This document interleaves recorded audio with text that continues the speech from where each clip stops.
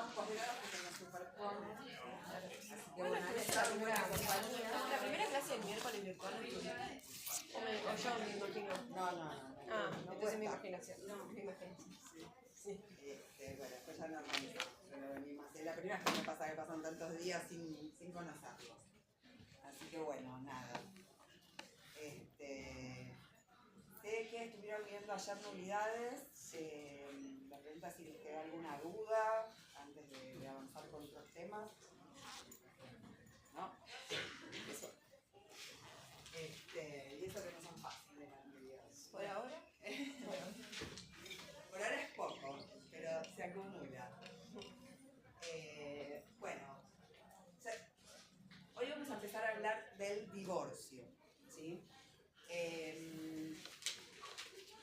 Ustedes estuvieron hablando de las nulidades y seguramente en ese contexto habrán hablado de que la nulidad ataca al acto jurídico matrimonial como acto jurídico, justamente, ¿no es cierto? No apunta a otro tipo de cuestiones, no es un tema de voluntad, sino que son supuestos en los que, como en todos los casos de nulidades, existe un vicio en el origen que puede tener que ver con la existencia de algún impedimento que se violó o que puede tener que ver con la existencia de algún vicio de la voluntad. De modo que la nulidad no es una causa de extinción del matrimonio propiamente dicho, sino que justamente es una causa de anulación. Y esa anulación lo que ataca es al acto jurídico y en consecuencia modifica el estado civil de las personas, etc. Y produce los efectos que ustedes estuvieron charlando ayer. El divorcio, porque en definitiva en la práctica uno lo vive como lo mismo, el divorcio uno diría en sentido lato termina el matrimonio, ¿cierto? Pero el divorcio es una verdadera causa de extinción sobreviniente que está basado en presupuestos distintos. En primer lugar, en líneas generales, cuando hay un divorcio se supone que hay un matrimonio válido, ¿cierto? Esto no necesariamente es así, pero sí. Y el divorcio lo que ataca o a donde apunta es al estado de familia, es decir, es modificatorio o tiende a modificar el estado de familia. Quien hasta el momento del dictado de la sentencia de divorcio era casado, bueno, a partir de ese día pasa a ser divorciado de sus primeras, segundas, ulteriores nupcias. Hay gente que es muy fanática y se casa muchas veces. Entonces, nada, ataca el matrimonio como acto, pero no supone aniquilar el matrimonio, ¿se entiende? Supone terminar esa relación jurídica matrimonial, montar el estado civil de las personas, pero no produce el efecto de la nulidad, que es hacer como si ese acto, ¿no es cierto?, no hubiera producido todos sus efectos. En el caso del divorcio sí, por eso no necesariamente cuando veamos efectos del divorcio van a ver ustedes que no necesariamente son idénticos, están fundados en las mismas cuestiones. Entonces, el divorcio es una causa de extinción del matrimonio. Para hablar un poco del sistema actual de divorcio, yo no soy muy historicista, pero me parece que el divorcio sí merece como tema hacer un poco de historia. ¿Por qué? Porque si no es muy difícil a veces comprender el sistema actual. No entender las normas jurídicas que, si ustedes quieren, hoy son mucho más simples. Siempre pregunto divorcio en los exámenes y siempre lo pregunto como la pregunta fácil, digamos, la legislación anterior era un sistema bastante más complejo. Pero sí, por lo menos para que ustedes conceptualmente entiendan el sistema del divorcio y la evolución que tuvo. El código civil, el código original ni hablaba de este tema. ¿Saben qué decía el matrimonio? Bueno, váyase, se casa por el culto que le corresponda y se regula por las normas de la Iglesia Católica, ¿no? Y después el matrimonio tenía ciertos efectos, ¿no es cierto?, que estaban previstos en el Código Civil. Básicamente el Código Civil se ocupaba de las cuestiones patrimoniales.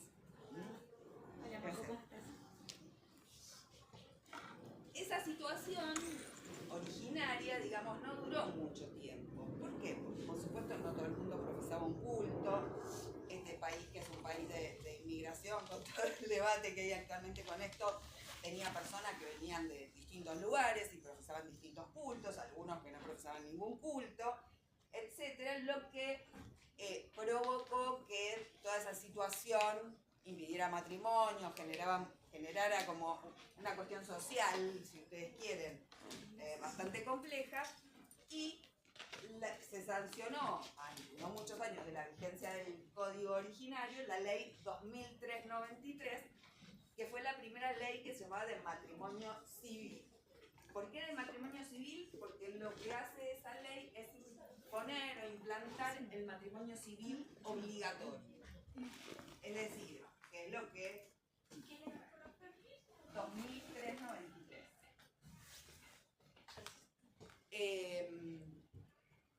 Esa ley, que estuvo vigente más de 100 años,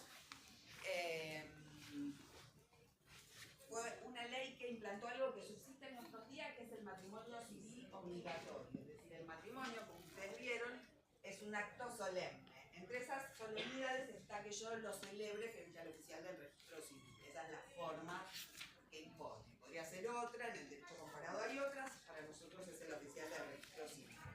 Entonces, ¿qué ocurre? Si uno se casaba se casa por iglesia y no se casa por el civil, no está casado. Estará casado para Dios, para él, para su corazón, pero no para la ley. ¿Sí? No se producen los efectos civiles en la medida en que el matrimonio no se celebra conforme, digamos, esta forma.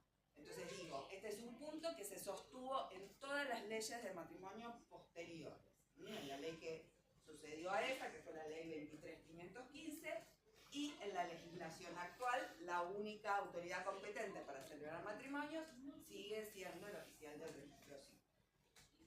De modo que esa ley, una de las cosas que hizo fue secularizar el matrimonio, es decir, lo trajo, ¿no es cierto?, a la legislación civil. Independientemente de eso, siempre se respetó, digamos, en nuestro país esta posibilidad de que las personas celebren sus ceremonias religiosas, incluso que puedan llevar, ¿no es cierto?, un religioso al registro civil para que bendiga la unión, etcétera, ningún problema con esto. Ese cambio fue muy importante, a punto tal que si ustedes buscan esa ley van a encontrar que se sancionaba a los ministros de culto que celebraran matrimonios religiosos sin exigir la previa celebración del matrimonio civil. Entonces dirán, qué malo, ¿por qué? Esto tenía un sentido, la gente no estaba acostumbrada a esto, por lo tanto había en muchas personas error de derecho de creer que porque estaban casados por el culto, estaban casados. Entonces le presentaban casos que han llegado hasta la corte, muy antiguos, ¿no es cierto?, donde alguien, no sé, se moría el marido después de 50 años y cuando iba a pedir la pensión, ¿no es cierto?, le decían, no, pero usted no está casado, o usted no está casado.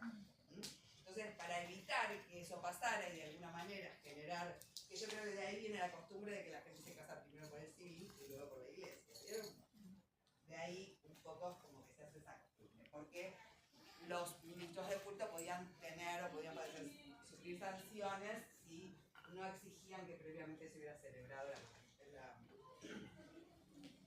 la ceremonia civil. Ahora, era una ley que pensaba el matrimonio un poco de un modo muy similar al derecho canónico, ¿no? Muy imbuida, digamos, de toda esta cuestión religiosa. Entonces, entre uno de los hechos salientes que me importa mencionar de esa ley es que el matrimonio era indisoluble. Es decir, solo se extinguía por la muerte de los esposos. No había otra causa. ¿Existía el divorcio? Sí, el divorcio siempre existió, pero el divorcio que preveía esa ley en realidad no se llamaba divorcio, se llamaba separación de cuerpos, y también era una institución un poco a la usanza del derecho canónico, según la cual, ante ciertas circunstancias, por supuesto muy graves, se podía, o el juez podía dispensar a los esposos de convivir. El matrimonio tuvo siempre, y hoy esto está un poco en discusión, tres obligaciones, digamos, o tres deberes tradicionalmente matrimoniales. Una era la convivencia, el otro era la fidelidad, y el otro era, el que yo siempre digo es el más importante, no sé, ahora me olvidé. Quedé pensando en los alimentos y se me fue la palabra. El deber de asistencia. Entonces, convivencia, fidelidad y asistencia.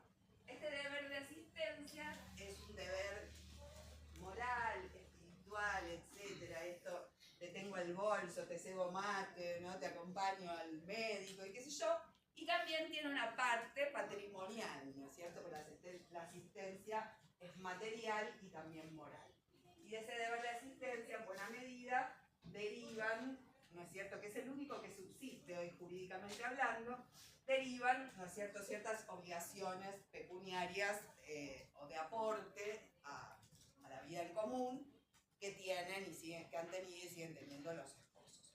Por supuesto, en esa ley muy antigua, de 1800 y pico, el único que tenía ese deber de asistencia era el marido.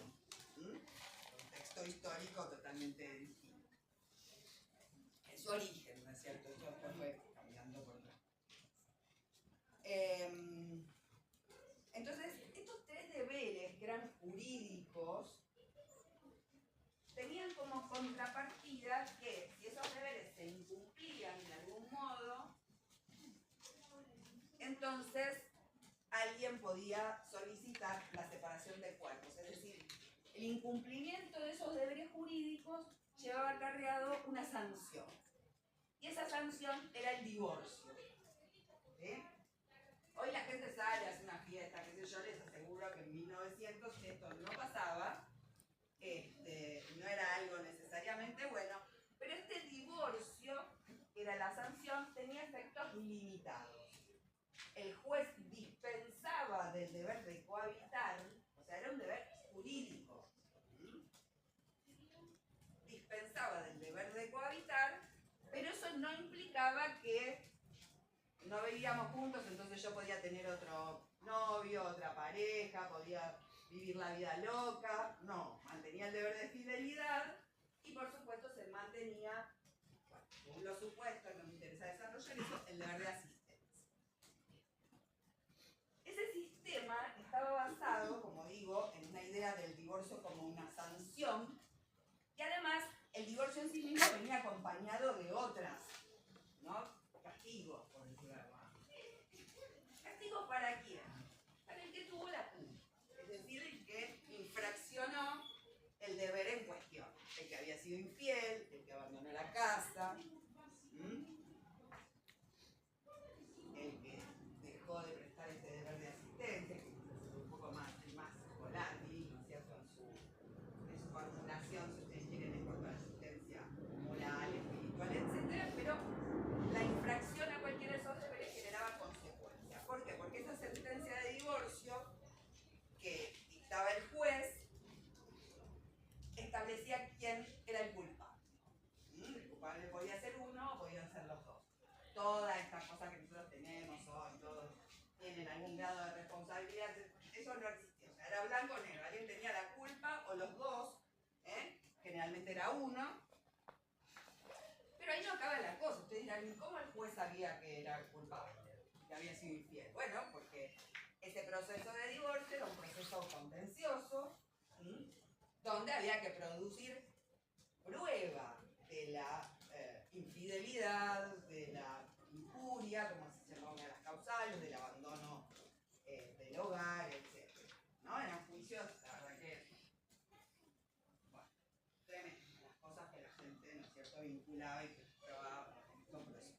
Menos mal que ya no existe, porque yo digo, con toda la información que hay, todo, sería muy tremendo. Bueno.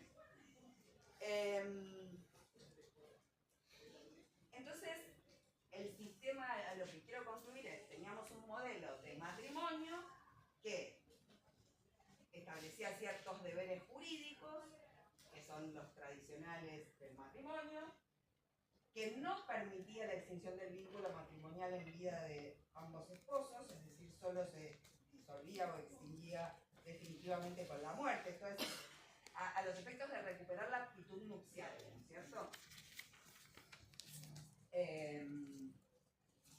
Y que tomaba la culpa en el divorcio como un centro de pudor de efectos. Es decir, que había tenido la culpa debía los alimentos, el que había tenido la culpa no podía pedir la división de bienes, el que había tenido la culpa, todo estaba mal con el que había tenido la culpa.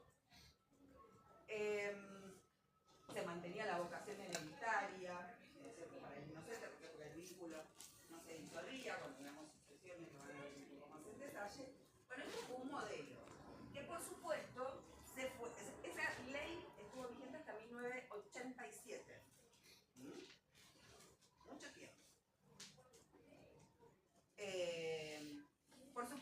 modelo que fue sufriendo algunas modificaciones y en el medio se introdujo una causa que se llamó objetiva,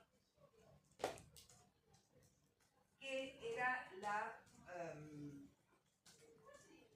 el divorcio o la separación personal por presentación conjunta. ¿Por qué objetiva? Porque no exigía la prueba de la culpa.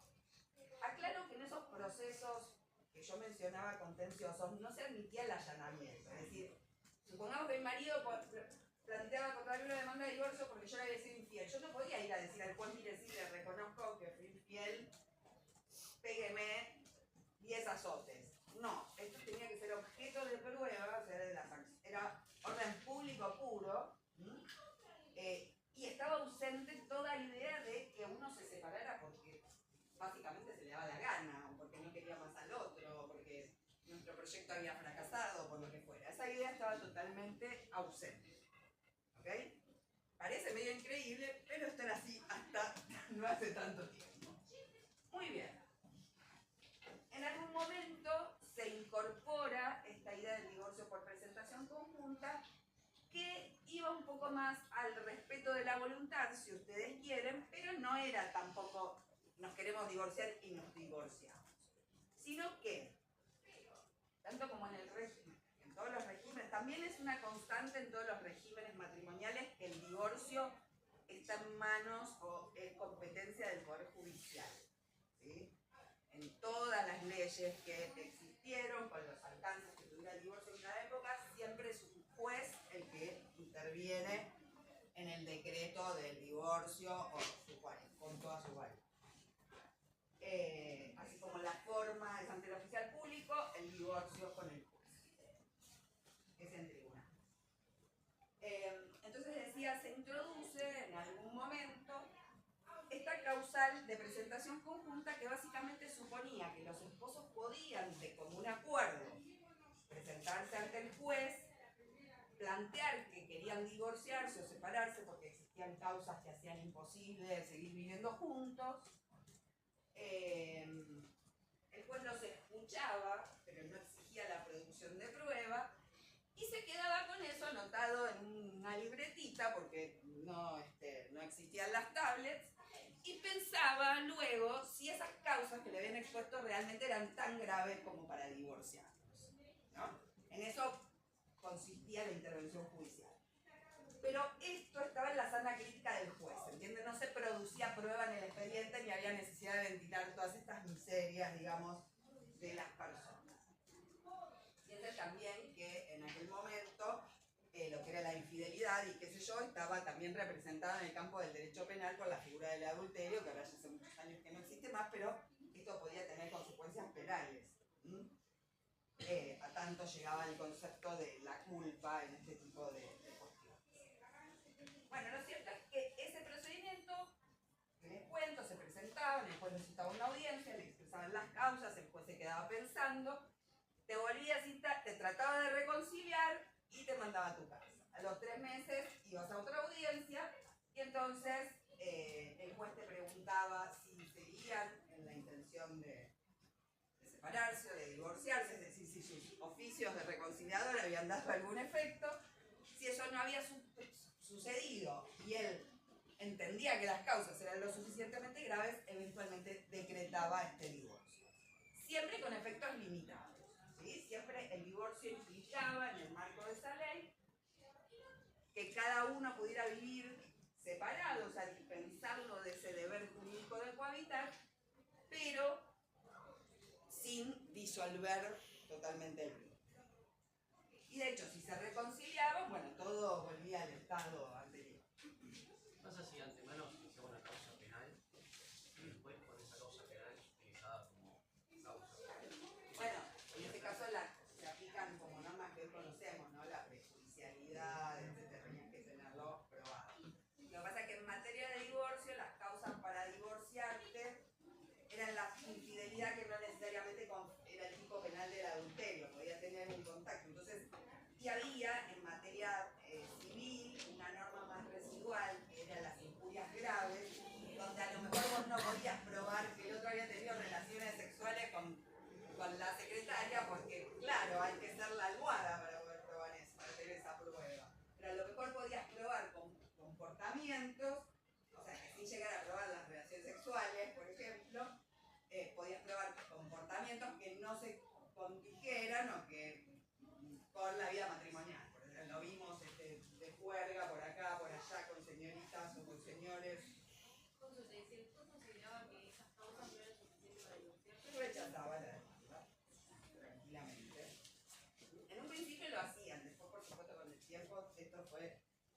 serenándose, pero esas eran las facultades que tenía el juez. O sea, ustedes ven que había, y esto es lo que me interesa rescatar de todo el detalle, había como muchísimo orden público involucrado, ¿no es cierto?, en esta relación matrimonial, un poco en una idea de familia, ¿no es cierto? La familia para el derecho en ese contexto era la familia matrimonial, que debía ser preservada a cualquier costo. Había una idea como de la existencia de un interés familiar que de pronto estaba por arriba de todas las personas que componían la familia, cosa que hoy, digamos, hoy tenemos un concepto totalmente distinto, quizás porque estamos atravesados, digamos, por todas, por supuesto, por el paso del tiempo, porque cambian las costumbres, porque cambian las sociedades, pero desde el punto de vista jurídico estamos atravesados por todo el bloque, digamos, de constitucional vinculado a los derechos humanos y demás, que implican un entendimiento de que la persona humana, cualquiera que ella sea, es el centro del ordenamiento y las normas están para esa persona y todos tenemos garantizados, estemos casados o no, ciertas libertades individuales, digamos, una autonomía independientemente de esa manada o de ese grupo del que podamos formar. ¿Se entiende? Entonces, hay hoy, si ustedes quieren, desde el punto de vista jurídico, más individualismo en un buen sentido, es decir, donde se protege la autonomía de cada uno de los miembros independientemente de cómo esto repercuta en el grupo. No importa lo que le pase a la familia, sí, importa, pero de alguna manera esos intereses tienen que ser armonizados, digamos. Hace 100 años el hijo decía, quiero estudiar abogacía. No, vos tenés que venir a la fábrica, a mi fábrica, a hacer rulemanes, porque, ¿no es cierto? Y eso se acataba, ¿no es cierto? Entonces, había limitaciones que tenían que ver con las formas de funcionamiento de algunas familias que tendían a la restricción, digamos, de los derechos individuales. Es la cosa de, ay, Pepito no nos puede hacer esto, ¿no? O cómo se van a divorciar, porque qué va a pasar con los hijos, cómo. No es que sean discursos que hayan desaparecido de la vida, bueno, ya el derecho no los avala, es lo que nos interesa. Así que bueno, esto, tenemos como el Estado, a través de las instituciones que corresponda, con una incidencia o con un involucramiento muy grande en lo que tiene que ver con la extinción del vínculo matrimonial, tratando de impedirlo, y también toda esta idea de la culpa, ¿no es cierto?, que flotando ahí en la cuestión, que siempre era no solo la causa de los divorcios, sino que era la vara, ¿no es cierto?, para medir después las consecuencias, o sea, que sanciones se aplicaban a cada persona. Pasó el tiempo, por suerte, y llegamos al año 1987, ya en un periodo democrático, y se plantea, digamos, la discusión sobre la ley de divorcio.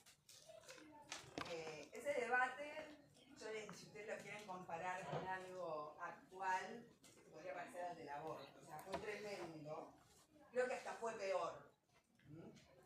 Había gente, por eso yo me acuerdo, yo tan vieja, o sea, que era joven, pero me acuerdo perfectamente en la tele las cosas, lo seguía con bastante atención porque si bien no era abogada ni estudiaba derecho, mi mamá era divorciada, entonces, nada, ahora separada y prestaba atención a la cuestión, y eran toda esa gente súper tradicionalista, que siente esta cosa. ¿Qué decían? ¿Qué decían? La destrucción de la familia. Lo dicen siempre, va a terminar el mundo, va a terminar la familia, no vamos a existir más, y al final nos va a comer la inteligencia artificial. Hay tantos problemas que hacemos por tantas cosas y no desaparecimos, vamos a ver qué pasa. Nos va a destruir ¿cómo se llama? Las máquinas, y pienso en Schwarzenegger, pero no me acuerdo. Ya hasta ahora vengo cansada, no me acuerdo de nada. Bien. Entonces, en ese marco se da toda esta discusión. Discusión, por demás, además muy trabada, como con pocas posibilidades de que saliera el divorcio. Divorcio pensado como extinción del vínculo familiar para que la gente pudiera volver a casarse. Y esto que hoy parece una tontera, porque hoy la gente se casa poco, o se casa menos, en ese momento tenía una gran importancia, porque básicamente existían socialmente, ¿no es cierto?, muchísimas personas unidas de hecho, porque no podían extinguir sus vínculos anteriores. Entonces, había muchísimas familias que vivían en lo que se consideraba en el momento una situación irregular, que tampoco era bien vista socialmente, porque las personas que convivían tampoco eran vistas como las vemos hoy, que nos parece una naturalidad. No era así. Si tus papás eran divorciados, eras un pobrecito, si tu mamá era divorciada, era vaya a saber qué había hecho, no, todo era distinto. Entonces, en ese contexto se da una discusión muy fuerte y sale un fallo de la Corte, que quizás ustedes lo conocen porque lo pueden haber estudiado en Constitucional o en alguna otra materia vinculada a los derechos humanos, que es el caso Sejian, un caso muy conocido.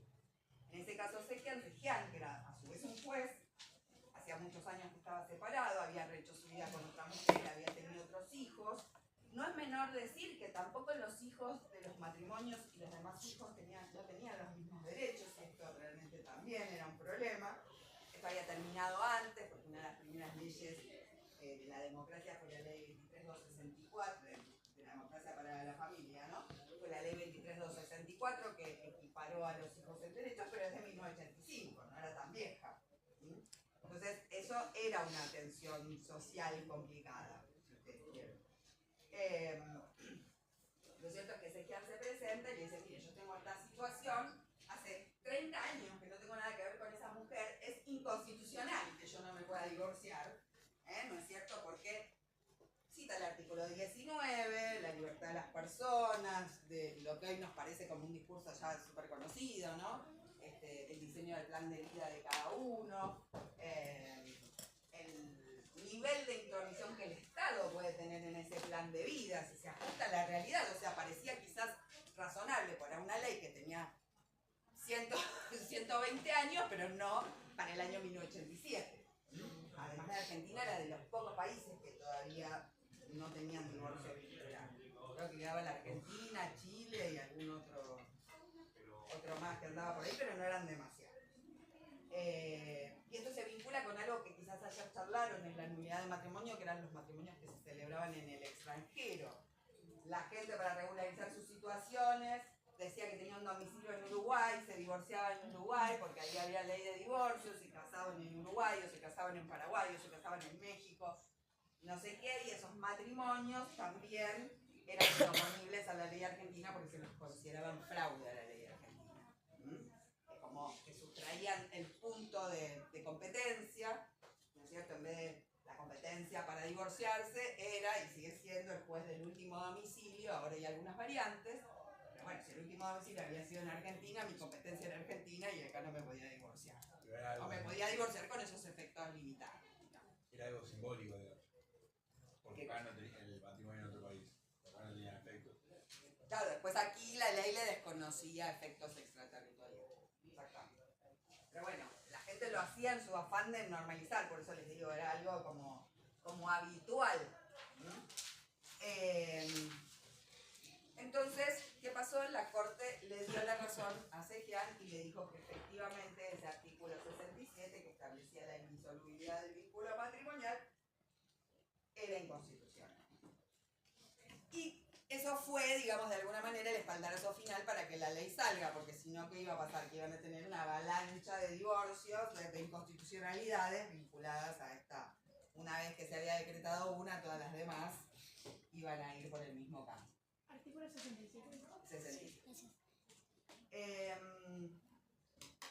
Bueno, así que salió la ley 23.515, que la conocemos ya de modo histórico como la ley de divorcio, pero en realidad era la ley de matrimonio, es decir, vino a regular todos los aspectos derivados del matrimonio, algunos que respetó de la ley 2393, como el divorcio judicial, la celebración ante el oficial público, pero bueno, por supuesto era una ley muy antigua y la ayornó.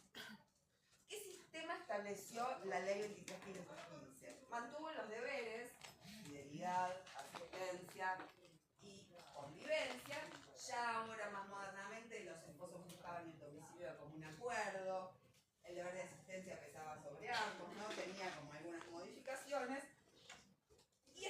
estableció como dos sistemas paralelos. Mantuvo el divorcio como una sanción, es decir, seguían existiendo causas por las que uno podía pedir el divorcio por culpa del otro,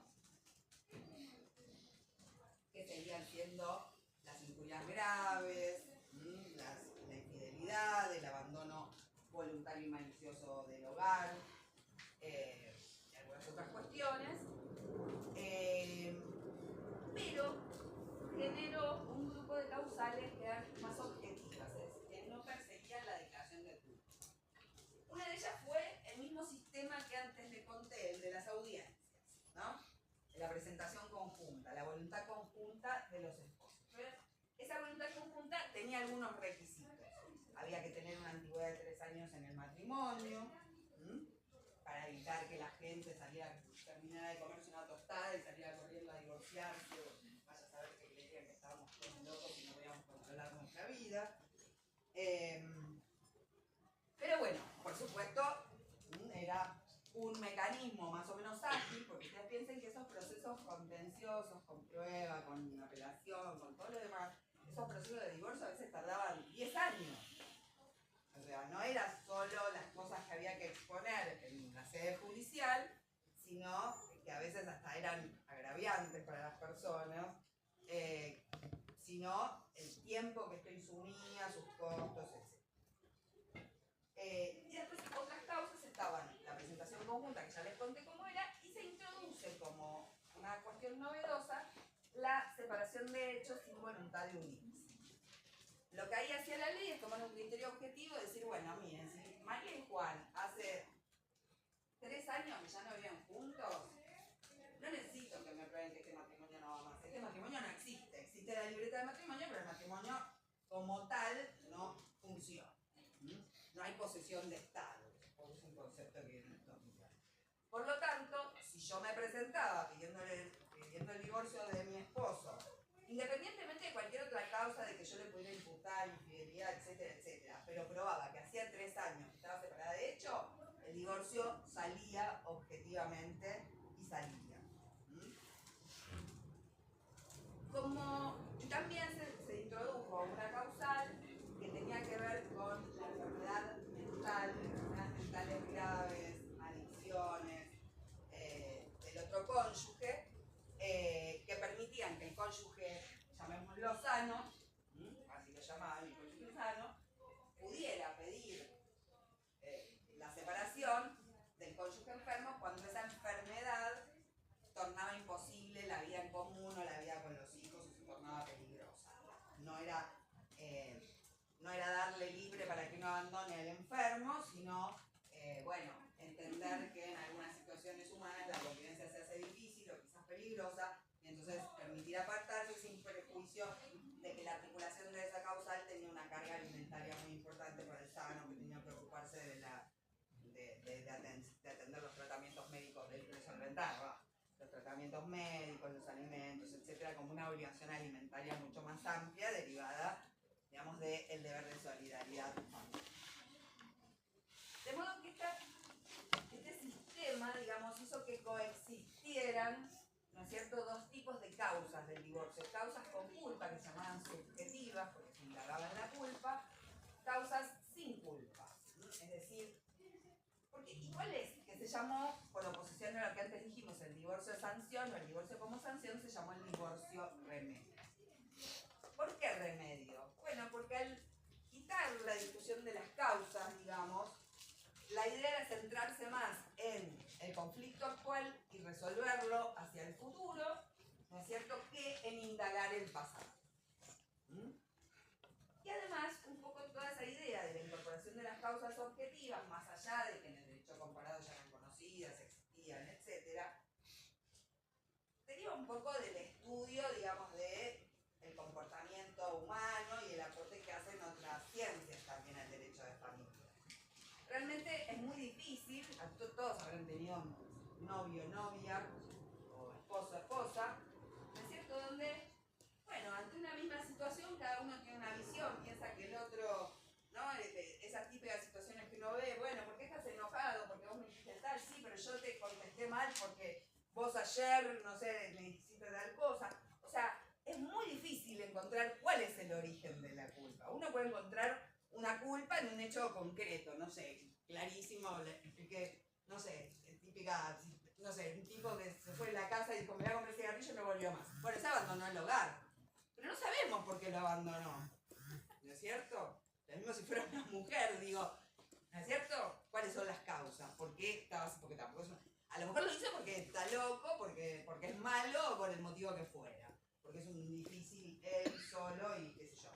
Pero muchas veces esto es consecuencia o el final de un desgaste de aportes al conflicto que cada uno va haciendo queriéndolo sin querer. Entonces todo esto que viene de la psicología, viene de un montón de lugares que no tenemos tiempo de conversar acá, lo cierto es que termina llegando a la idea de que si yo y mi marido no podemos saber quién tuvo la culpa de por qué estamos enojados, ¿cómo va a poder saber el juez por qué nos queremos divorciar? O sea, esa realidad de expediente, bueno, no pasa de eso, es una realidad de expediente, ¿no es cierto? De lo que se pudo probar, no es que lo que uno prueba en los expedientes, en el divorcio o cualquier otra cosa, es la realidad de la vida, es lo que se pudo probar. Entonces, nada, ese concepto de la culpa, digamos, comienza a tener cierta crisis tanto en la sociedad como, digamos, desde el plano jurídico. De modo que quienes no querían entrar en esas variantes, que fueron muchas personas, iban por este tipo de procesos objetivos mucho más saludables, por supuesto, porque muchas veces las relaciones que eran malas antes del divorcio terminaron mucho peor después. Imagínense las cosas que la gente se decía en esos divorcios, que eran incuriosas en sí mismo, además de todo lo que ya había pasado, y además eran procesos que lo que tendían era eternizar el conflicto. O sea, ese conflicto que cuando la gente se divorcia está... Todos tenemos un amigo que se divorció, bueno, el día que se divorció, que se enojó, que se peleó con la mujer, con el marido, estaban los gritos, al mes estaba tranquilo y a los 3 meses se buscó un novio y se fue de hinchar, ¿no? Se olvidó, ¿no?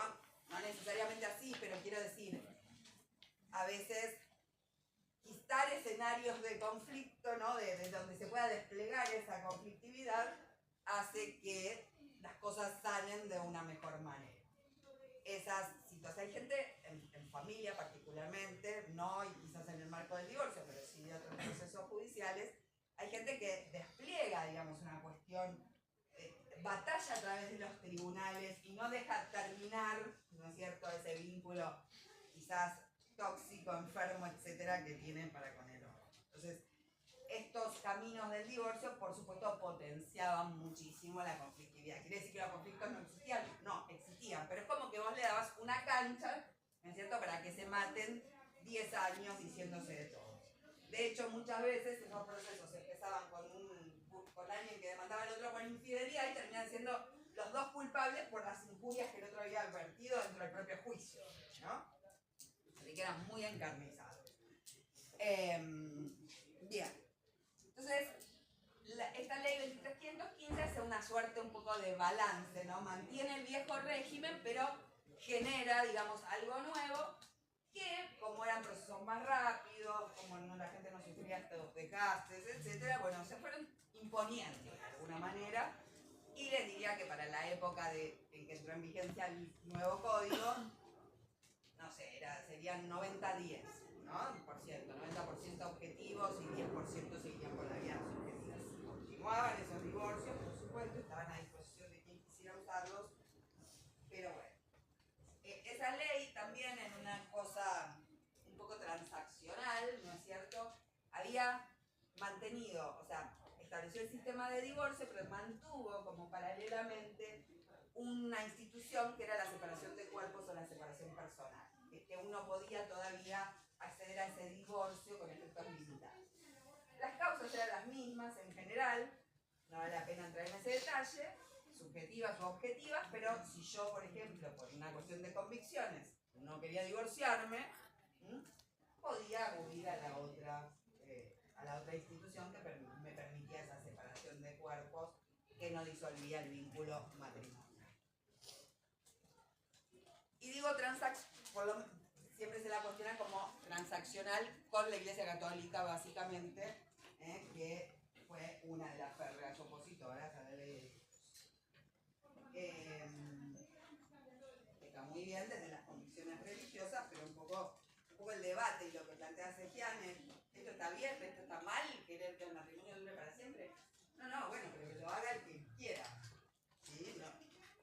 moral o esa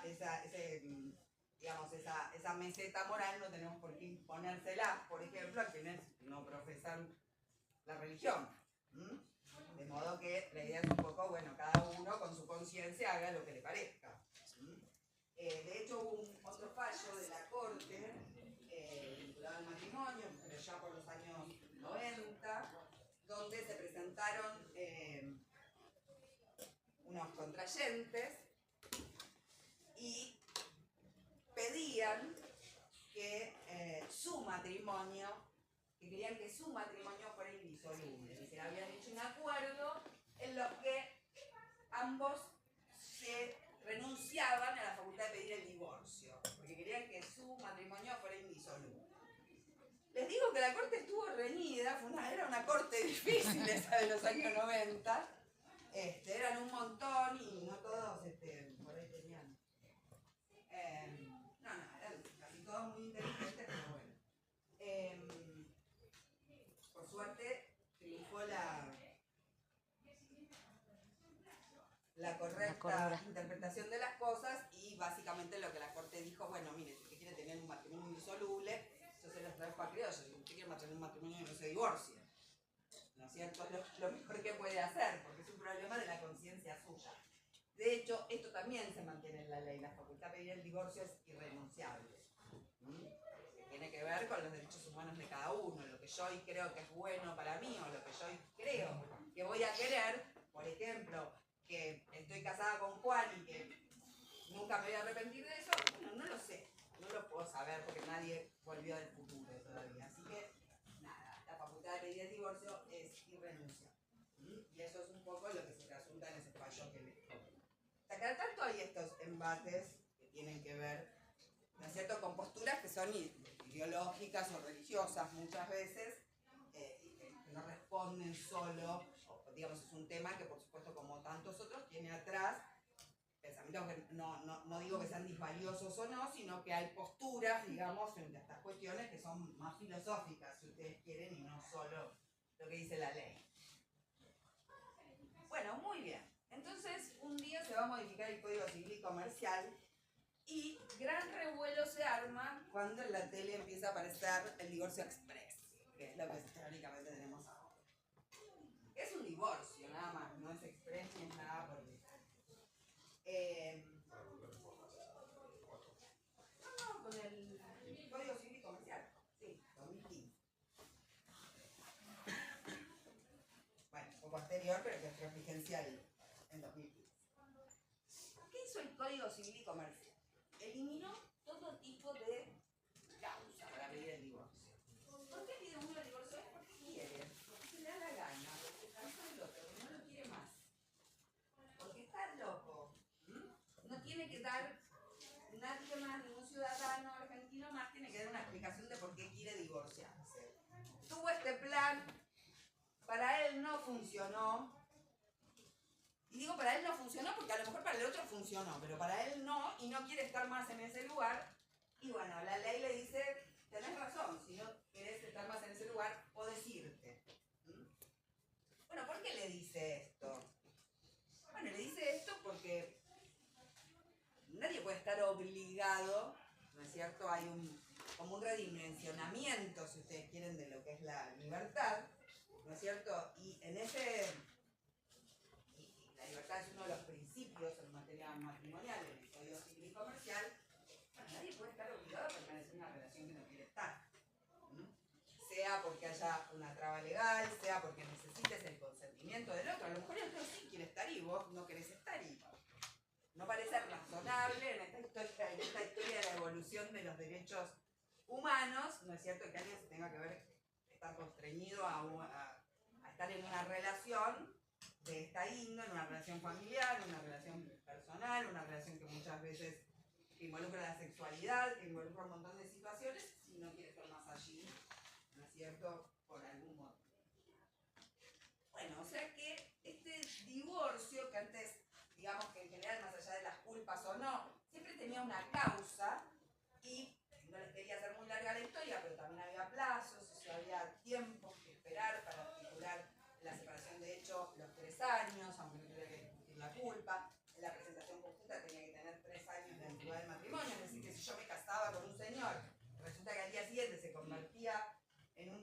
monstruo, que hay casos, ¿no es cierto? Bueno, no tenía un mecanismo, tenía que ir por una causal culpable porque no tenía disponible, digamos, ninguna herramienta objetiva para separarme de él, ¿no? Entonces, el Código Civil, en este sentido, sí hay un cambio muy radical, ¿m? Porque se eliminan todo tipo de causas y se eliminan todo tipo de plazos. Y yo me puedo casar hoy y divorciarme mañana. No sé si voy a tener tiempo con los papeles y con todo, pero digo, desde el punto de vista, si ustedes toman el derecho de fondo, esto es posible. No tengo que esperar, tampoco tengo que esperar si me quiero volver a casar. O sea, no hay limitaciones a la libertad en ese sentido. Lo que está muy bien, digamos, porque la libertad matrimonial está garantizada en la Constitución Nacional, entre otras cosas. ¿Qué pasó con los deberes matrimoniales? Porque digo, yo antes tenía esos deberes jurídicos, la fidelidad, ¿no es cierto?, la obligación de cohabitar y el deber de asistencia. Bueno, el anteproyecto del código eliminó el deber de fidelidad y eliminó el deber de convivencia. ¿Por qué? Porque no hay que ser más fiel, porque no hay que convivir más. No, bueno, generalmente en los matrimonios que conocemos todos conviven, en líneas generales. Lo que implica sacarlo del código es que no es un deber jurídico. Y si no es un deber jurídico, o sea, todo deber jurídico tiene que tener una consecuencia si yo lo violo. Si desaparecieron las causas del divorcio y esto no es sancionable, no tiene una consecuencia jurídica, ¿qué sentido tiene que esté allí? ¿Se entiende? Esa es un poco la lógica, ¿no? Es que, porque, no sé si ustedes se acuerdan las primeras conversaciones cuando salió el Código Civil, pero esta parte del divorcio fue un escándalo, ¿no? Que la gente ya no tenía que ser más fiel, que la gente, bueno, cada uno elegirá su modelo familiar y verá, ¿no? Si quiere estar dentro del matrimonio y el otro le es infiel, se va hasta tribunales e inmediatamente se puede divorciar si no quiere tolerar eso y si no verá qué hace, o sea, pero esto queda en lo que llamamos, que se trata muy bien en CEGIAL, lo que es la zona de reserva, o sea, qué es lo que al Estado le importa de lo que yo hago y qué no. ¿No? ¿Le importa si yo tolero que mi marido me sea infiel? ¿Qué importa? A mí no me molesta. O resuelvo que me lo aguanto porque soy un mártir de no sé dónde, ¿no es cierto? Y es un problema absolutamente mío donde no se tiene por qué meter un juez y no se tiene por qué meter más. Entonces, esa es un poco la idea. Porque ¿cuál es la idea del código? El juez no está para esto, ¿no es cierto? Yo no quiero que el juez esté ocupando de ver si él se acostó con... y si ella... No quiero eso, si ella se fue a bailar y dejó los hijos, no me importa. ¿Qué me importa? Que si ese matrimonio se rompió, veamos qué pasa para el futuro, porque los matrimonios se rompen, pero las familias siguen. Tienen hijos, tienen bienes, a lo mejor uno de los dos esposos está enfermo, entonces tenemos que ver si requiere un deber de una asistencia, tenemos que ver qué pasó con la igualdad, tenemos que ver con un montón de cosas. Entonces, ¿cuál es la idea del código? Mire, yo no quiero que usted esté con un espejo retrovisor viendo si hace 5 años que él la engaña o que ella lo engaña.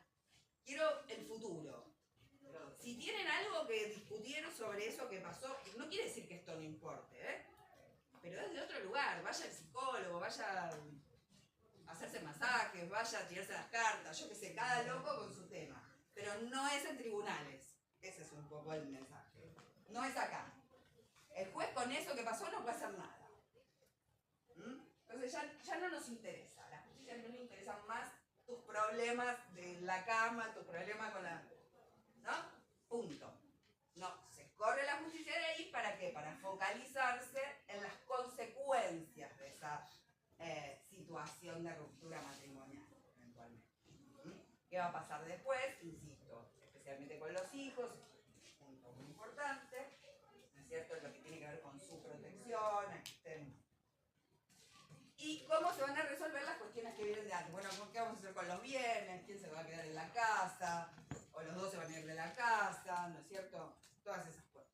Entonces, insisto, es la justicia mirando a lo futuro en el sentido de resolver las cuestiones. Esto también tiene que ver con lo que decía antes, disminuir los, digamos, aplacar focos de conflicto y no permitir, digamos, que los tribunales sean una cancha para desplegar la furia de todo el mundo, en un lugar donde nadie les va a poder resolver nada, por otra parte, porque, digamos, el juez lo condene a uno o a otro por culpable, digamos, en definitiva tampoco resuelve el problema de fondo.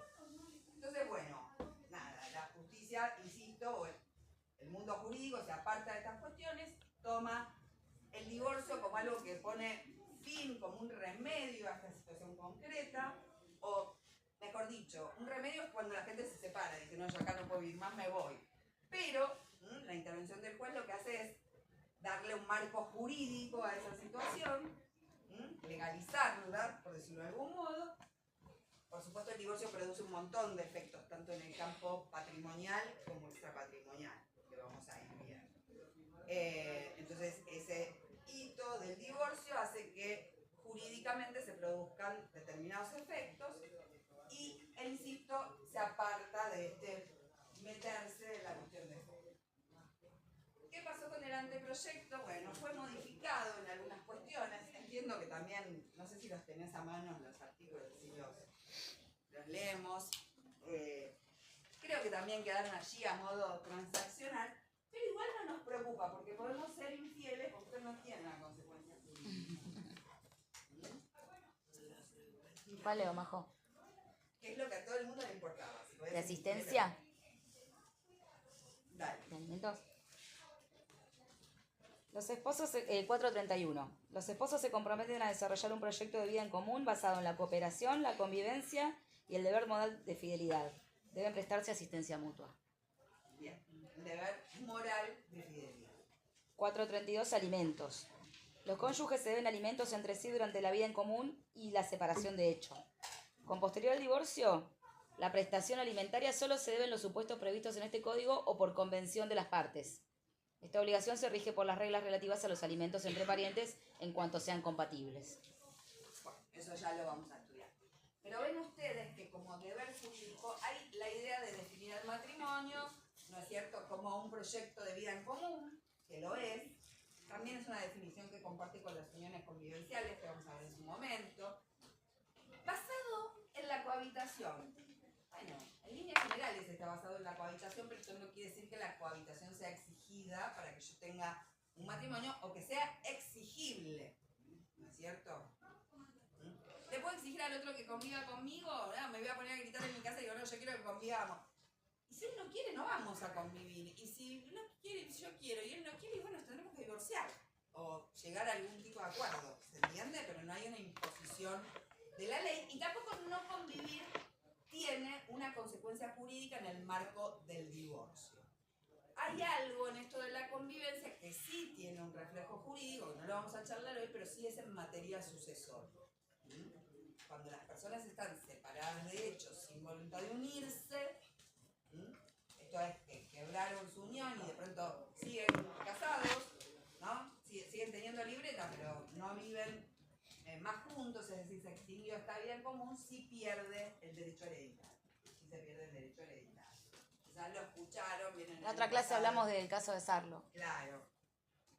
En el año pasado que apareció en los medios el caso de Sarlo, bueno, justamente al marido de ella que se presentó, se lo excluyó en principio de la herencia, creo que ahora se sigue en discusión, porque hacía 50 años que estaban separados de hecho. 50 años, nada menos. Pero bueno, seguían teniendo libreta, ¿no? Esto que habrán charlado el otro día de lo que es el título de Estado y la posición de Estado. Bueno, un título que subsiste en un matrimonio que en la práctica no existía y esto era de público conocimiento.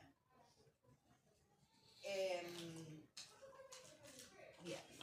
Entonces, nada, existe esta idea de, sobre la base de la convivencia, que es la fórmula que la mayoría escoge, pero no quiere decir que haya quienes no escojan esa fórmula y pueden estar felizmente casados, y el deber moral de fidelidad. Y ustedes me dirán, ¿qué hace un deber moral en el Código Civil? Bueno, nadie lo sabe todavía, pero después cuando veamos los efectos, esas incorporaciones, así que parecen, no, pues me pone un deber moral y es una obligación natural, hago lo que quiero, la cumplo o no la cumplo, porque nadie me lo puede exigir. Pero hay muchos autores en materia de daños, no de familia, en familia hay filas bastante cerradas en este tema, no puede haber daños derivados del divorcio. Por supuesto, siempre hay opiniones divergentes y después ya lo vamos a charlar un poco más profundamente en su momento. Pero sí, en derecho de daños hay muchos autores, ¿no es cierto?, que entienden que el divorcio, según en qué términos sea, o la ruptura en sí, o la infidelidad, o alguna de estas cuestiones, puede generar un daño al proyecto de vida del otro y abrir una puerta, digamos, para discutir estas culpas que sacamos por la puerta, meterlas por la ventana, ¿no?, en un proceso de daño. Pero bueno, cuando veamos el tema de las consecuencias lo desarrollamos un poquito más. O sea que esa cosa ahí está claro que no es un deber jurídico, es un deber moral, es impropio que esté en el código. Bueno, los que estuvieron redactando el código, además de que no tenían teléfono, dicen que, entre sí, porque vieron que hay normas que no se sabe de dónde salieron, hay muchas normas que tienen un autor claro, que nadie las apadrina, pero, bueno, sostienen que fue una suerte de transacción porque, por supuesto, digamos, fue, en esto sí, en familia hubo muchos cambios, pero creo que el del divorcio fue como el más fuerte. ¿Por qué? Porque no solo no exige causa, ni siquiera exige acuerdo. Hoy el proceso de divorcio es un proceso no contencioso. Ya casi que hasta que podemos pensar a qué vamos al juez. Porque ustedes saben que la función jurisdiccional tiene por objeto básicamente dirimir controversias. Entonces, cuando la ley no permite que haya una controversia, porque dice, esto acá no lo vamos a discutir, es decir, el divorcio hoy, ahora después vamos a ir viendo bien, entre hoy y la próxima clase, cómo es todo el diseño del proceso, pero lo cierto es que hoy uno o ambos se presentan pidiendo el divorcio y el juez es más allá de algunos requisitos, de un convenio regulador que se pide, el juez es como un ejecutor de esa voluntad. De alguna manera formaliza esa decisión de los esposos, pero lo cierto es que no dirime ninguna controversia porque no es posible incorporar en ese expediente una controversia. Si yo quiero decir, yo pongo en un escrito porque él me dijo que yo me lo van a tirar por la cabeza o me van a decir, téngase presente, chau. No se sustancia, no se prueba, no tiene ningún efecto. Profesor, una consulta, sin ánimo de adelantarme, pero en la sentencia de divorcio también entra lo de los bienes, o sea, o los otros procesos. No, la sentencia de divorcio se refiere al divorcio, o sea, la sentencia y el proceso, igual es pertinente la pregunta, el proceso y la sentencia tienen por objeto el divorcio en sí mismo. Ahora, en el proceso de divorcio, no sé qué hora es. Es los 20. Así, bueno, entonces tengo tiempo. El proceso de divorcio, como les decía, es no contencioso. Hoy la ley permite que ese proceso sea promovido en forma bilateral, es decir, que lo promuevan ambos, o que lo promueva uno solo de ellos. El dictado de la sentencia de divorcio tiene un único requisito, que cuando ellos se presentan, por ejemplo, conjuntamente, presenten un acuerdo, lo que se llama el convenio regulador. Es decir, bueno, nos queremos divorciar, pero además, bueno, nos pusimos de acuerdo, no quiere decir que hay testamento de acuerdo, ¿eh? Nos pusimos de acuerdo con los alimentos de los chicos. Nos pusimos de acuerdo con que yo voy a tener, a mí que voy a tener a los chicos, me van a atribuir la vivienda, ¿no es cierto? Porque soy la que no trabajaba, porque era ama de casa, porque no tengo cómo procurarme una vivienda, bla, bla, bla. También convinimos sobre los bienes. Nos vamos a repartir de tal, o no tenemos nada para repartir y ya, ¿no es cierto?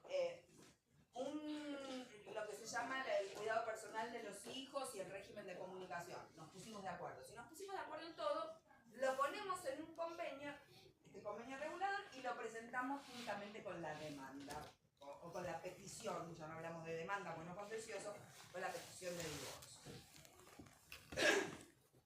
El juez, ¿qué va a hacer? Va a homologar aquellos puntos en los que estamos de acuerdo. ¿Sí? Y dictar la sentencia de divorcio. Ahora, podemos no estar de acuerdo en algunos puntos y que queden sin resolver, aunque nos hayamos presentado conjuntamente, o puede ser que se haya presentado por su culpa. Entonces, si la presentación es unilateral, supongamos me presento yo y pido el divorcio, el juez me va a decir tiene que acompañar una propuesta. No es acuerdo, porque no lo tengo al otro. Pero yo puedo decir, bueno, a mí me parece que me tenés que pagar $1 millón de compensación económica. Yo quiero que me pases alimento.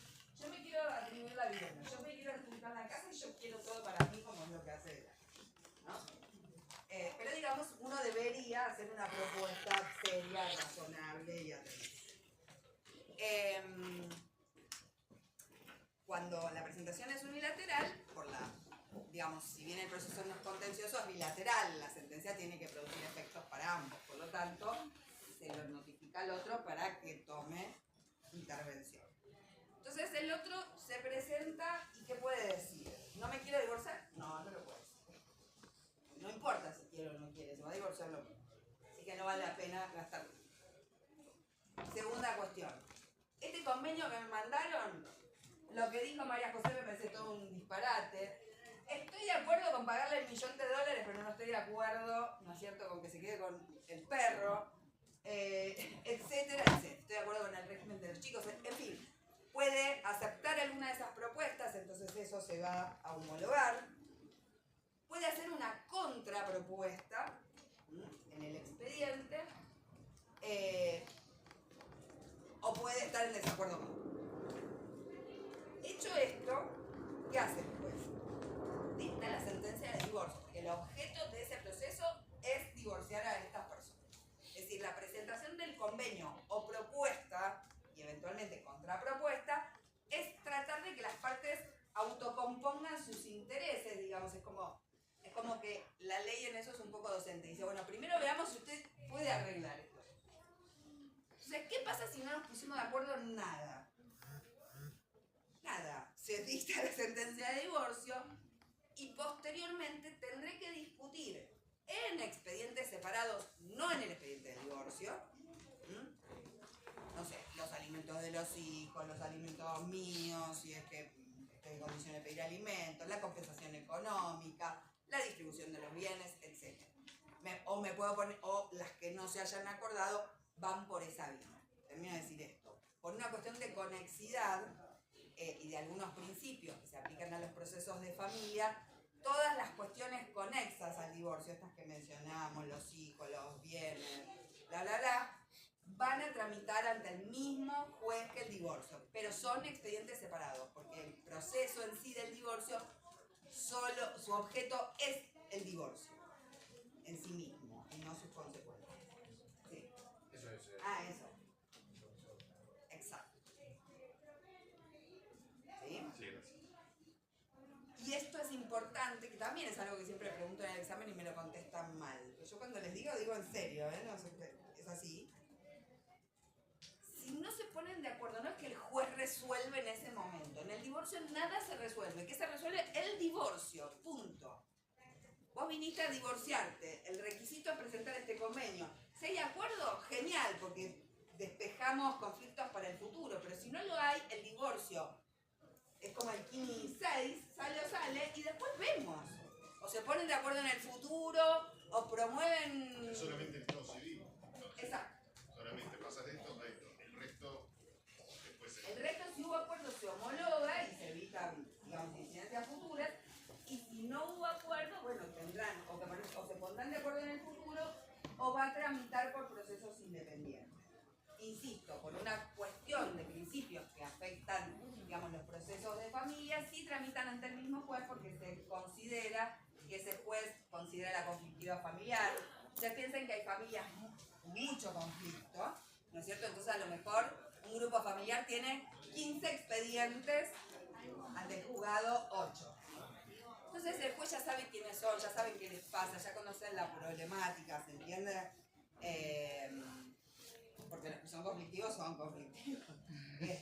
Entonces hay como una economía procesal y también hay un marco en un punto más amigable para la familia de no tener que estar rotando, digamos, llevando, ¿no es cierto?, su historial, ¿no es cierto?, a todo el mundo. Entonces, bueno, por eso tramitan ante el mismo juez, pero insisto, son expedientes separados. promoverá un alimento, promoverá un régimen de visita, promoverá... De hecho, todo tiene mediación obligatoria. y casi todo tiene mediación obligatoria. En cuanto a los acuerdos, ¿hay como total libertad de la voluntad de las partes o hay como por ejemplo el juez como determina de que no salga una parte demasiado perjudicada por más que esté dando el consentimiento? No, en principio, si son mayores y capaces, en principio los acuerdos económicos, el juez se mete poco. Quizás puede tener, observar, yo en general veo que se meten poco, no sé qué, a veces habrá cosas locas, pero hay que pensar. El acuerdo es una especie de contrato, por lo tanto rige la autonomía de la voluntad y la ley de alguna manera tiene esta función. Dice, bueno, yo quiero que ustedes se pongan de acuerdo.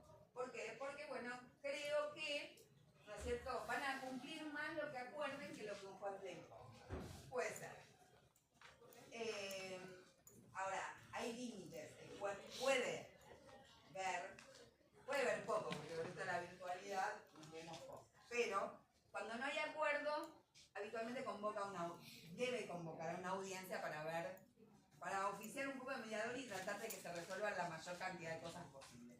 ¿Por qué? Porque para el juez es menos trabajo. Menos trabajo después, no le van a entrar 18 expedientes de gente peleándose, sino que va a tener algunas cuestiones resueltas. No, pero fuera de esto, y va a cobrar el mismo sueldo, pero fuera de ese chiste, que también está ese costado, lo cierto es que el juez a veces cuando la gente está enojada en estos contextos del divorcio, muy enojada, le cuesta llegar a acuerdos. Y a veces una figura como la del juez, que impone cierta presencia, que es imparcial, porque la verdad que no importa nada, si vos te quedaste con el Peugeot o él se quedó con, ¿no es cierto?, con la heladera, le da exactamente igual. Lo que sí puede pasar es que en ese contexto el juez vea, ¿no?, porque por supuesto tiene el ojo más agudo para ese tipo de cosas, vea alguna situación de vulneración de alguno de los esposos y pueda detectarla, o de ciertas asimetrías que se pueden presentar a la hora de acordar. Digamos, es difícil, creo yo, que lo vea en ese contexto, si no tiene quizás más de una audiencia, etc. Pero bueno, si detecta alguna situación, puede intervenir. ¿Para qué? ¿Para forzar otro tipo de acuerdo? No. ¿Para modificar el acuerdo? No. Porque si es un acuerdo que se homologa, y si no, hay que ir a una sentencia judicial. ¿Me explico? Entonces, no va a poder modificar el acuerdo en ese sentido, pero sí puede decir, bueno, yo no lo quiero homologar o no lo homologo por algo, ¿no es cierto? O porque usted escribió en el acuerdo que se comprometía a ser el sirviente del otro, bueno, no lo puede homologar. Entonces yo puedo ir y le puedo decir, sí, yo quiero ser la sirvienta de él toda la vida, pero me va a decir, mire, eso está prohibido por la ley, es un contrato que no puede hacer. Me explico, hay como trazos gruesos de cosas. Doy un ejemplo burdo, pero para que ustedes entiendan que los acuerdos, bueno, pueden ser libres, pero no pueden violar los derechos humanos, no pueden violar la igualdad, no pueden vulnerar determinadas situaciones. Entonces, si esto es ostensible, el juez puede decir, esto yo no lo homologo.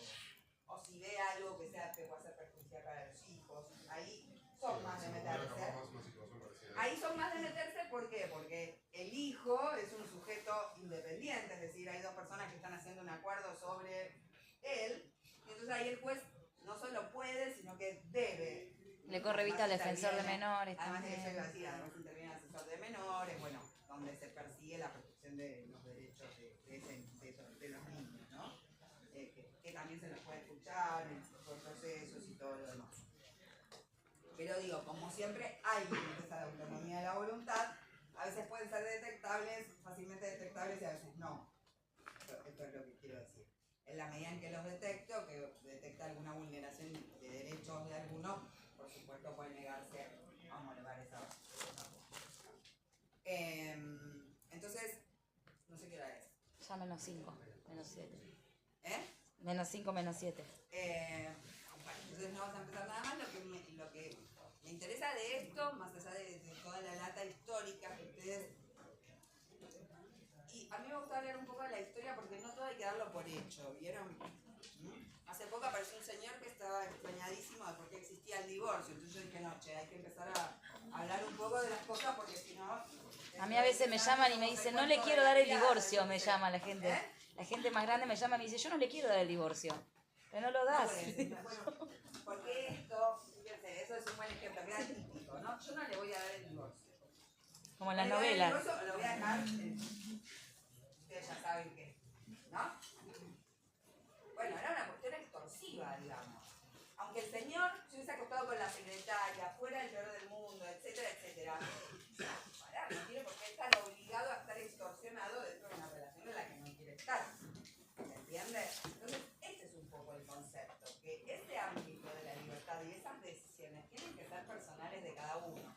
Y si al otro no le gusta, y bueno, no es que no nos importa, nos puede importar, pero bueno, nadie tiene por qué, digamos, someter su vida, ¿no es cierto? Basta con la voluntad de uno. No hay manera de resistir el divorcio. Por eso puede ser. Cuando esto salió fue un poco chocante porque hay como cosas culturales, ¿no es cierto?, que están en todas nuestras cabezas. Entonces, bueno, apareció la idea de que todo el mundo, lo que decía antes, iba a dejarla tostar y se debería divorciar. La gente no está toda demente, ¿me entiendes? No es un impulso que van a salir corriendo a divorcio. Por lo pronto, por lo menos tienen que buscar un abogado. Eso le va a llevar, le tienen que pagar, lo van a pensar. ¿Se entiende? Digo, es como muy poca confianza en la humanidad pensar que uno se vaya a divorciar porque le parece divertido y porque quiere tener la familia. Esto no es así, la gente se divorcia cuando tiene problemas, cuando no puede más sobrellevar una situación en su vida que le hace daño, o en la que no está cómodo, o en la que no es feliz, simplemente. Ahora, qué sé yo, hace 50 años, bueno, hablaba de la felicidad del matrimonio y la gente te miraba como diciendo, ¿de qué habla? Yo tengo un libro, ya con esto me voy, muy divertido, que se llama Cómo el amor encontró al matrimonio. Es decir, el matrimonio como institución no es una institución que esté vinculada históricamente al amor, todo lo contrario. Ustedes ven, digo, tenemos muchos años en los que sí, pero digamos, si ustedes hacen una evolución histórica, en sus orígenes no era una institución necesariamente vinculada al amor, se hacían contratos de matrimonio, los matrimonios eran arreglados, tenían que ver con situaciones que nada tenían que ver con las relaciones amorosas de las que hoy hablamos. Exactamente, y de fortunas, y acuerdos de familias, y todo un montón de situaciones. Entonces, esta idea quizás, como eso ha evolucionado en el tiempo, y realmente hoy la gente, por supuesto, habrá quienes hacen acuerdos, todas esas cosas en algún punto, en algún lugar, en algún mundo, donde alguien quiera estar, seguirán sucediendo. Pero en las líneas generales las personas eligen con quién se quieren casar, no viene tu padre y te elige el marido, ¿no es cierto? Como sí pasaba en la antigüedad. Bueno, algo hemos evolucionado dentro de todo. Entonces, como yo creo que todo eso es una evolución, creo que todas estas cosas hay que hablarlas. ¿Por qué? Porque si no, bueno, aparecen gente con discursos extraños, y si uno no conoce a veces las historias, no sabe hacia dónde va tampoco, no sabe lo que le están proponiendo. Los dejo. El lunes vemos caso 1 y 2, ¿no, Majo? Los casitos de casos. El caso 1 y el caso 2 vemos el lunes. Estaban para hoy, pero no hicimos a tiempo. Claro, porque el único día que